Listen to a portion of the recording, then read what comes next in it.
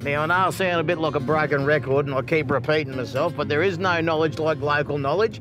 Get into a town, get to know one of the locals, not one of the ones that will just tell you stories, the one that will take you out and show you things. There's no way you'd know all these things are here if I didn't know Hawley.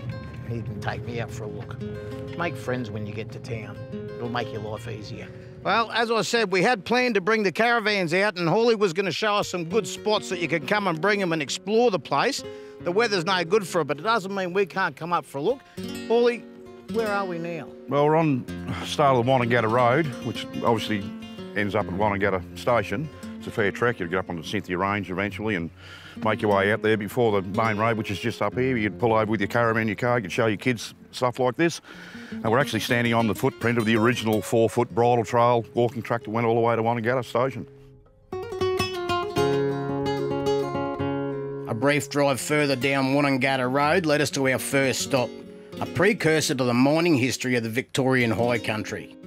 So you cruise along this road, which was a part of the old walking track, or very close to it. Yep. The blokes wouldn't have known a lot about it, but as that gold rush started and people started learning where you find the gold, Yep. they'd have gone, hang on, this is one of those quartz bloody reefs Yeah, that the that's other right. blokes Yeah, talked about. and not all of them carry gold. Yeah. Not you know, probably 1 in 100, 1 in 200 carry gold, but the ones that did carry gold, they had good gold in them. And I know for a fact that this one behind us has no gold in it, because if it did, Hawley wouldn't have brought us here because he would have already had a mine here. He likes his fossicking. That's right. Yeah. Yeah, no gold in these hills, So, but I bet yeah. you he knows where there is some.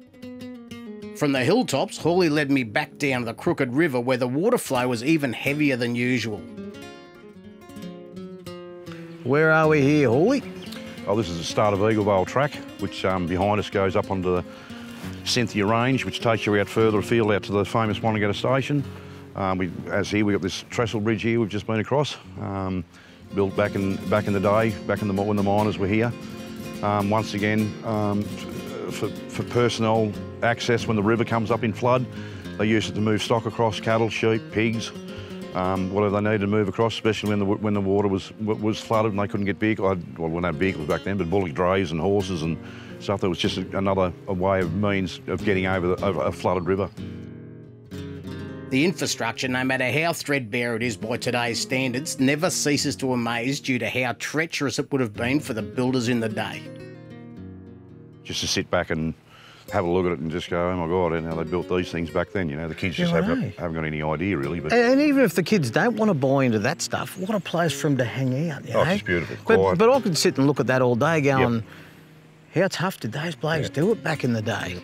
It's incredible. There's horses to pull the cables up or a bullock team and, you know, just things they just thought it out, thought process and had a plan and just done it, you know. Hurts my head. Yeah, nothing stopped them. You know what else I reckon? After we got that practice walking across that bridge, I might head back to the pub. I reckon I'll be right for that. What do you reckon? Yeah, I reckon. I'll go Time for a nice quiet one, yeah. A couple of quiet ones and see what day. the town's doing. Yeah. Thanks, mate. Not a problem. Bloody Anytime. good day Yeah, out. good.